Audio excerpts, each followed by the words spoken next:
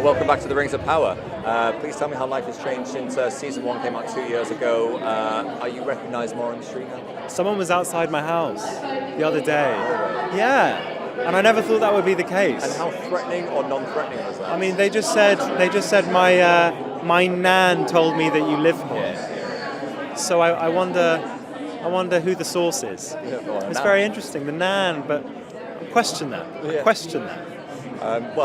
In terms of that fan interaction, people outside your house aside, do you get a lot of online communications from fans? Because there are millions of people out there who love this series, love your character. Yeah, I think the fans are so behind the show, and it's wonderful to be part of such a I think something that I grew up loving, and I'm really blessed to be able to tell the story in a deeper way and explore a character that I also loved growing up. So it's like a full circle moment, and it's wonderful to be here and celebrate it for season 2.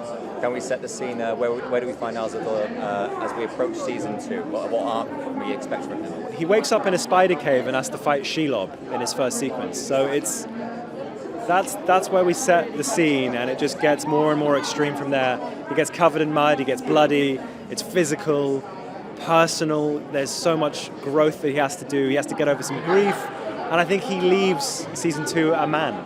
So he's no longer a boy. And that's been wonderful to play, because I'm sort of learning him as he's learning himself.